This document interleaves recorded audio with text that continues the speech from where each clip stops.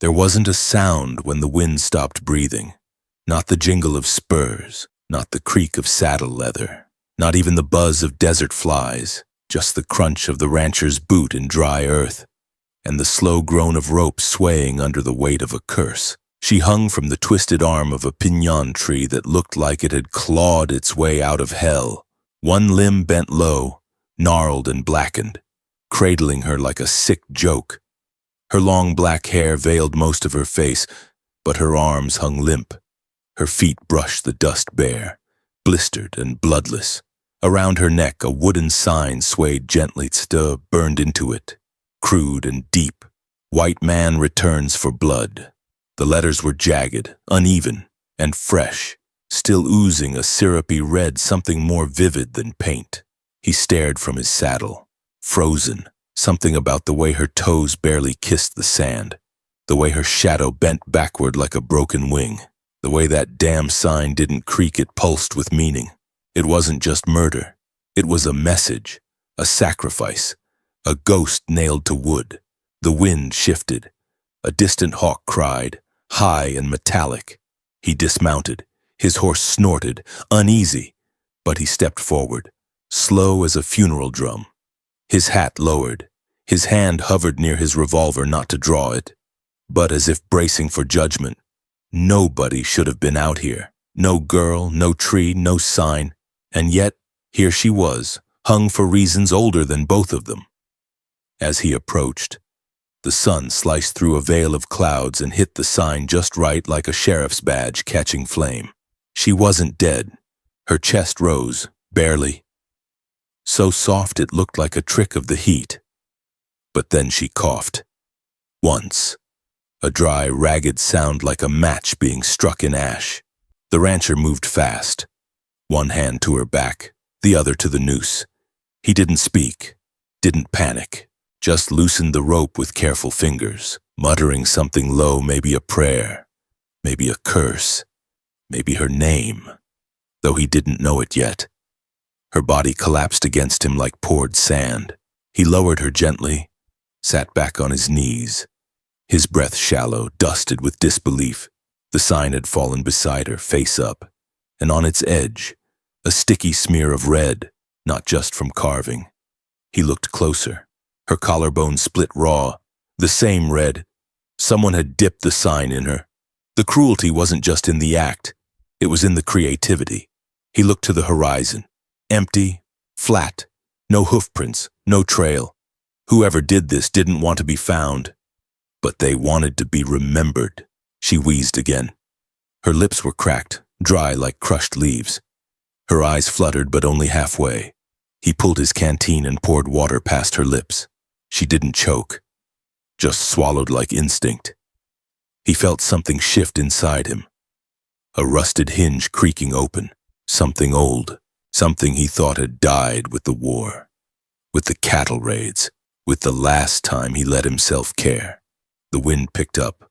Not strong, just enough to lift the corner of her hair, revealing half her face. One eye swollen shut, cheekbone bruised black. But the other eye, it opened. Dark, deep, still burning. She saw him. Not fully, but enough. And he saw her. Not as an Indian, not as a victim, not as some broken thing tied to a tree, but as someone who had survived barely and might just survive again. He stood, took the sign, snapped it over his knee. And for a brief moment, it sounded like thunder, then silence again. Except this time, it wasn't empty, then it was waiting. He gathered her into his arms. She didn't weigh more than a sack of oats, but there was a heaviness to her, the kind that wasn't in the bones, the kind that came from being left too long in silence. As he walked toward his horse, the sun began to set behind the rocks. Shadows stretched long like claws reaching back toward her tree. The rope swung gently behind them, empty now. From his saddlebag, a small wooden shape fell as he mounted. He caught it mid-air, a carved sparrow, whittled years ago on lonely nights. He looked at it, then at her, then back at the tree, and tucked it into her hand. She didn't squeeze it, but she didn't let it fall. As the rancher rode into the bleeding dusk, The broken sparrow rested in her open palm. Its tiny wooden wings caught the light still, fragile, waiting. In his mind, the sign still burned. In his arms, a girl who had every reason to never trust again. But trust begins with staying. And he wasn't leaving. The cabin stood alone, sun-bleached and bowed like an old man who'd seen too much wind. Its roof sagged in the middle. One shutter dangled loose, clapping softly when the wind remembered to push it. A rusted horseshoe hung nailed over the door, not for luck, just habit. He didn't remember the last time he brought someone here. Not since his brother died. Not since he started eating with just one plate. Not since silence became the only company he could stand. The girl was weightless in his arms, but her presence filled the cabin like a rising tide. He laid her on the cot by the window, where light still touched the floor. Her lips were cracked white, her skin hot, somewhere between fever and shock. He pulled a clean rag from the drawer, dipped it in the rain barrel, wiped the blood from her jaw first, then her forehead, then her collarbone slowly, carefully. Every touch revealed more of the cruelty she carried. He didn't ask her name, didn't speak at all. There are wounds too deep for words. He moved with reverence, as if cleaning a relic dug from sacred ground. Her hands trembled once, a spasm. Then nothing. He rolled the broken sign into kindling, tossed it into the stove without lighting it. It wasn't firewood, it was a memory to be buried. Outside, the sky split between gold and dusk. Coyotes cried far off, their voices bending like metal. He fed his horse, locked the gate, and came back in. She hadn't moved. The carved sparrow still rested in her open hand, untouched. He sat down across from her and waited. That night, she woke screaming. Not words, not even sound, just raw, unfiltered terror.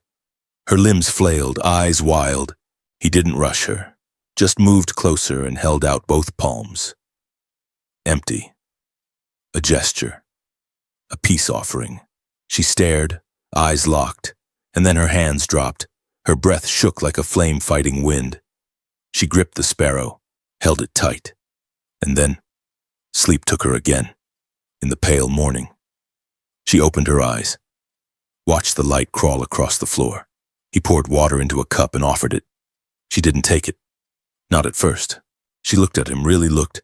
His face was cracked with sun and age, and his eyes were steady. His voice, and when he finally spoke one, was dry and soft. "You're safe here." She didn't answer, but she took the cup. The way she drank it wasn't thirst. It was calculation. She'd lived through things that taught her to be suspicious of kindness. He didn't blame her. He just kept quiet. Let her pace him. Later that morning, she sat on the porch, wrapped in an old blanket, watching the land. The rancher sat beside her but didn't speak, only held a tin cup of coffee, both hands wrapped around it. The heat from the mug seemed to keep his silence warm. After a while, she pointed at the distant hills, then touched the bruises on her neck. He followed her gaze but said nothing. Some memories were too heavy to lift alone. He stood and went inside. When he came back, he held something wrapped in cloth, a pair of soft shoes, worn but stitched clean. He set them beside her on the porch, not too close, then turned away. She didn't move for a while. But when he glanced back, the shoes were gone. And so was she. He found her in the barn, standing near his mare, staring at the grain bucket like it held secrets. She reached out, fingers slow, uncertain. The mare didn't flinch. Her hand settled on the animal's neck like a question asked without words. He watched from the doorway. Her feet, now shoed, stood steady on the hay. Her bruises were turning yellow. Her silence was less jagged. She glanced at him, then at the floor, and then finally at the carved sparrow in her hand, still unspoken, still unnamed, but alive. That night, as the rancher lit the lantern, he caught a glimpse of her shadow on the wall, smaller than his, but standing tall. She placed the sparrow on the windowsill, beside a cracked jar filled with paintbrushes no one had used in years. The jar trembled slightly, catching the lantern light. Not everything broken stays broken. The first time he touched her skin, it was only to clean it. And now 2 days later, it was still the only reason. He never lingered, never looked longer than was needed, never asked her to speak. But every time the rag passed over her wounds, her eyes opened, just slightly, as if to say, "I know it's you." That morning, steam rose off the basin in thin strands like smoke from a prayer fire. He'd boiled water, let it cool just enough, and stirred in the flour of wild soap root he'd found near the creek bed. She sat upright now on her own, back straight, face blank. But when the rag touched her collarbone, her jaw twitched, not from pain, from memory. He paused. She didn't flinch, but her hand moved barely, not to stop him, not to push him away, just enough to feel him, just enough to remind herself that she wasn't alone. Her palm was open, not clenched, not curled into the fists of trauma, just open like someone learning to receive. He cleaned her gently, as if her body were a map, and each bruise, a place someone tried to erase. Later, she pointed to a shelf. Her voice hadn't returned but her gestures were growing clearer. He followed her finger, found a jar of dried berries months old, but still sweet. He poured some into a tin bowl and handed it over. She ate slowly, not with hunger, but with deliberation. As if tasting proved something real, he watched her hands, still trembling, but steady enough now to hold her own spoon, on the windowsill. The carved sparrow remained, facing outward, guarding, maybe, or watching for something that had once flown away. The next day, she rose before him. He heard her footsteps light, barefoot, and followed them into the main room. She'd pulled an old blanket over the floor and set the broken chair upright.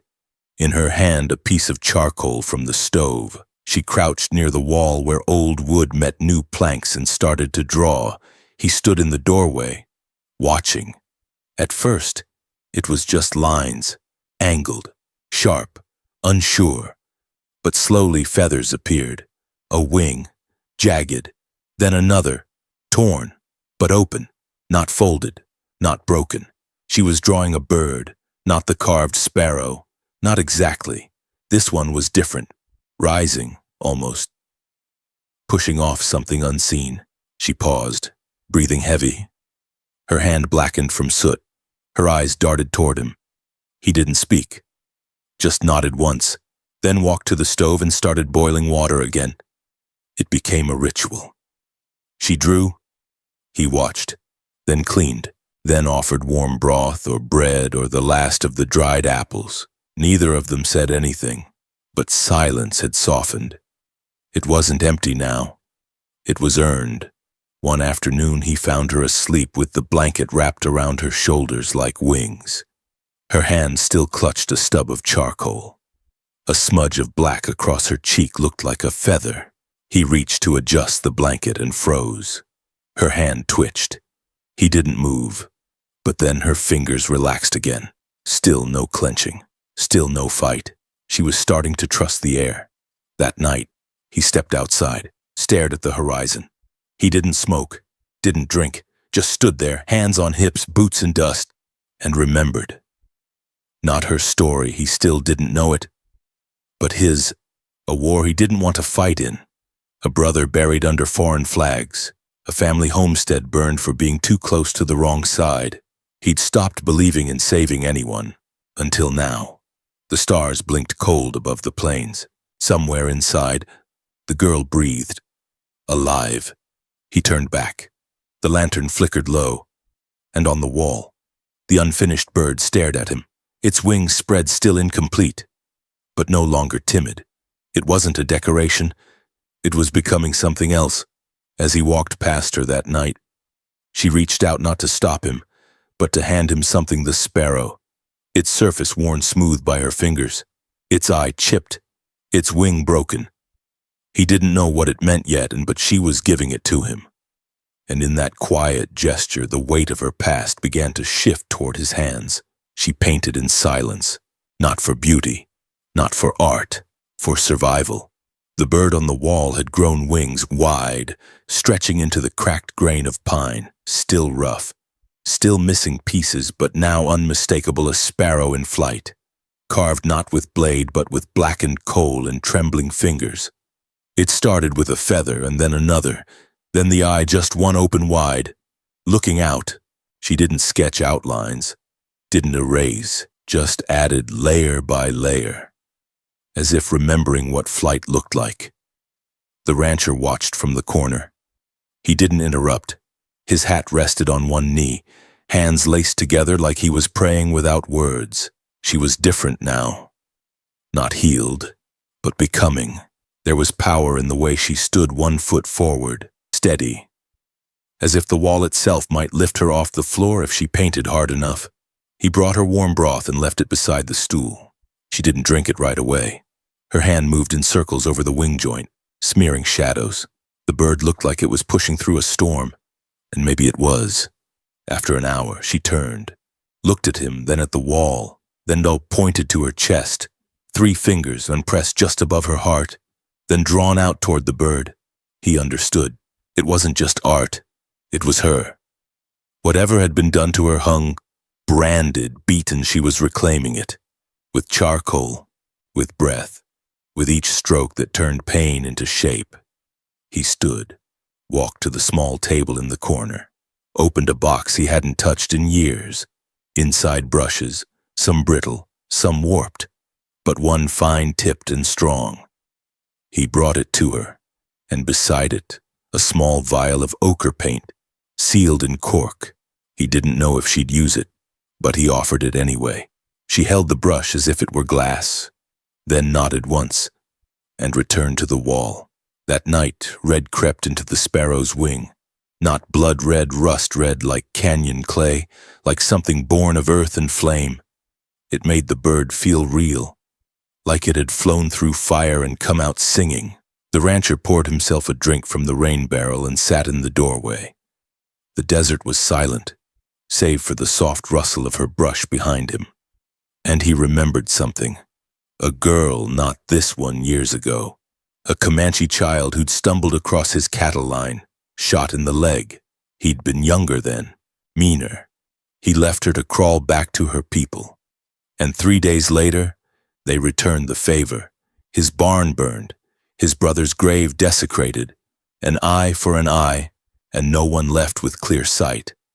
But now he'd lifted a girl from a tree, given her water, a blanket, a brush. Maybe it wasn't redemption. Maybe it was just different. And maybe different was enough. Inside, she sat on the floor, arms around her knees, staring at the sparrow. It was almost finished, but not quite. Still one wing slightly smaller, still 1 foot missing, still a streak across the eye. As if the bird saw the world through broken glass, he stepped inside, set the carved sparrow down beside her. She picked it up, stared at the real wood in her hand, and the painted version on the wall, then reached out slowly and touched the wall bird's chest with the wooden sparrow's beak, like a blessing, like one story feeding another. Then for the first time since she came, she spoke. A whisper, a single syllable, not English, not his tongue, but it didn't matter, because the tone carried everything: gratitude. The rancher didn't ask her to say it again, didn't press for meaning. He just nodded and whispered back, "You're safe." She didn't smile, but her eyes closed, as if those words, spoken without demand, had been waiting years to land somewhere soft. Later that night, the fire died low. She reached for the brush one more time, dipped it in ochre, and drew a tiny second bird smaller just beside the first. Its wings overlapped, but did not mirror. It wasn't a copy. It was company, and when the rancher saw it in the morning, he didn't ask who it was for, and he just stood in silence, hand on the doorframe, watching the dawn pour in over both birds, as if one had finally stopped flying alone. It started with a gesture, not bold, not dramatic, just a hand. Hers, reaching slowly across the table, palm upward, fingers open, not grasping, not pleading. Simply there, offered. The rancher stared at it like it was a miracle. He didn't speak, didn't ask what it meant. He just set his hand in hers, gently, as if touching soft bark that might splinter under pressure. Her fingers curled around his light as a sparrow landing on a wire. Neither of them smiled, but something passed between their palms that didn't need translation. Later that day, she asked him to carve. She pointed at the wall, at the second painted bird, the smaller one, half-shadowed beside the first. Then she tapped the wooden sparrow he'd once given her, then touched his chest, then hers. He understood. He walked out to the shed with a block of pine and his carving knife. The air was dry, sunlight sharp. Each cut he made was careful, honest. He wasn't a master, but he wasn't clumsy either. It took hours. When he was done, he returned and placed the new carving in her hand. It was rough, the wings still uneven, but it matched the second bird on the wall. She held it like it was alive, and for the first time, she smiled. It was faint, barely the curve of a mouth, but it was real. That night, they sat on the porch in silence. The stars came slow. She leaned her head lightly against his shoulder. He didn't move, not even when a hawk cried far off in the hills. But the wind had changed. It came in sharper now, colder. The next day, tracks appeared in the dust. Deep, deliberate. 3 horses, heavy riders. They didn't knock, just stood on the ridge, watching the cabin. She saw them first froze in the doorway, eyes locked on the horizon. The rancher stepped beside her, squinting. 3 men. One wore a broad black hat and held something tied in rope. The rancher stepped out into the open, hand resting near his holster. The man in black raised the object high. It swung like a pendulum, a new sign. Fresh wood, big, bold letters burned deep. White man never forgets. She stepped back. The sparrow carvings clattered to the floor. The rancher didn't move, didn't flinch, just stared at the men, memorizing their faces. One wore cavalry boots, another had scars up his neck, like climbing vines, and the third, the one in black, had eyes like coal, burnt out but still smoldering. No words were exchanged. They just stood there, a warning, then turned and rode off. She fell to her knees inside, clutched the 2 birds to her chest, rocked slightly, muttering a word he didn't recognize. He knelt beside her, placed a hand on her shoulder. She looked at him not in fear but in panic, as if something she thought she'd buried had found her again. He took both birds, set them on the table, then walked to the cabinet, pulled out the rifle he hadn't touched in years, checked the chamber, oiled the lever, laid it across his lap. She watched, but said nothing. The painted sparrow on the wall seemed darker now, its wings stretched in warning instead of flight. He turned to her. "You can run." His voice was even. She shook her head, then stood, walked to the wall, picked up the brush, dipped it in coal, and painted a 3rd bird, this one broken, but clawing upward. That night, thunder rolled low beyond the canyon. She sat beside the door, carving a tiny notch into the wooden sparrow's wing. When she finished, she handed it to him. The bird had changed. One wing cracked open as if something inside was trying to escape. He looked at her. She nodded once. It was no longer a gift. It was a signal. And when the thunder returned, it wasn't weather. It was hoofbeats. They came at dusk. The sky bruised itself purple behind the hills, and the wind felt colder than any season could explain. Coyotes had gone silent. Birds vanished from the branches, then lay dim. Even the stove inside the cabin refused to crackle. The girl Sky, he had learned her name in a whisper, stood barefoot on the porch, holding the broken sparrow in her hands like a weapon too sacred to use. He loaded his rifle in the doorway. There was no talk, only preparation. And then they came. 3 riders, same men, same horses, but this time, they didn't stay on the ridge. They rode down, toward the cabin, toward the porch, toward the tree that once held her neck like a noose. The one in black dismounted first. From his saddlebag, he pulled another sign. Fresh, clean, white wood, branded in brutal lettering. White man never forgets. He walked with the confidence of a man who had never paid for anything he'd done. Behind him, the preacher stepped down, scarred and shaking, with a branded cross on his palm that hadn't fully healed. The third man, a boy, barely grown, stayed in the saddle, revolver trembling in his grip. The rancher stepped forward. Skye didn't stop him, but she followed, barefoot, chin high, clutching the sparrow until her knuckles turned white. The man in black held the sign up and smiled like it was a flag he was proud to carry. "We came to return what's ours." His voice slithered through the air. "She belongs to the memory of blood. And blood don't wash off." The rancher's grip tightened on the rifle. "She don't belong to anybody," he said. "She does now." The preacher stepped forward, holding a coil of rope. The boy looked away. Skye stepped between them, between the rancher and the men. She raised the broken sparrow. The man in black laughed. "A toy bird." He took a step closer. She didn't move. "Tell me, girl, did he teach you to fly?" The rancher shifted. The boy in the saddle raised his gun, but his hand shook. Skye looked at him. Not with anger, with recognition, the kind that cuts deeper than hate. "I remember you," she said. Her voice was a whisper, but it reached. "You cried when they tied the sign." The boy looked like he'd been shot. He lowered the gun. The preacher panicked, grabbed the boy's arm, but the boy yanked it free. "No more," he muttered. "I'm not hanging another sparrow." And he rode off. Dust rose behind him like smoke from a dying fire. The preacher stood stunned, and the man in black snarled, "You see what happens when you give them voice." He lunged. The rancher didn't wait. The shot echoed like a war drum. The rope fell from the preacher's hand, and the man in black clutched his thigh, staggering, howling. Another shot, this time aimed near his feet. "Go!" The rancher growled. "I'll see you hang." The preacher spat, but Skye stepped forward, held up the sign, and with both hands snapped it in half. "Then hang this," she said.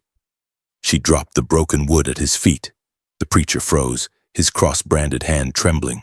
And then, without a word, he grabbed the man in black by the arm, dragged him to his horse, and rode off into the dark. The wind returned, slow, soft, the kind that comes after a funeral, the kind that asks nothing. Skye knelt at the twisted tree, touched the branch where the rope once hung. She didn't cry. She just pressed the sparrow to the bark and held it there. The rancher approached, but didn't speak. She stood, looked at him. Her eyes were tired, hollow, but clear. And then she reached for his hand. Together, they walked back to the cabin and left the tree behind. Inside, before the fire, she painted again. Just a touch, just a line. A new stroke of white across the sparrow's wing on the wall. It was faint, barely visible, but it shimmered in firelight. She glanced back at the carved bird in her hand, then at the rancher. For the first time, she whispered, "I want to finish it." He nodded. Not just the bird and not just the wall, but something deeper, something beginning. It was morning when she finally finished the bird. The sky outside was pale gold. Not quite full sunrise, but enough to kiss the walls with light. The air smelled of warm ash, dry earth, and the faint sweetness of apples that had softened in their crate overnight. She stood before the wall barefoot, one hand steady on the plank, the other brushing a line of ochre along the sparrow's wingtip. It was no longer a broken bird, no longer haunted. It was flying, wings outstretched, tips arched upward. The shadow of the tree behind it had been painted over with sun-colored strokes. The two other birds, the watcher and the companion, now flew beside it. Not below, not behind. Beside, together. The cabin was quiet. The fire had died down, but the coals glowed warm. The rancher watched from the table. He didn't say a word. Not when she stepped back to admire it. Not when she reached for the little carved bird she'd kept for weeks, once broken, now carved with something new along its underside. Not when she walked to him and set it gently in his hand. He turned it over, and saw the word she'd etched into its belly to the man who stayed. His hand tightened around it, not in possession, but in reverence. She stood there, not smiling, but calm, lighter. She looked out the window. On the sill sat a real sparrow, small, brown, ordinary. It didn't fly away when she stepped close, just blinked at her like it recognized something kindred. She opened the window. The breeze moved through her hair, carried the scent of juniper and distant rain. The sparrow tilted its head, then flew.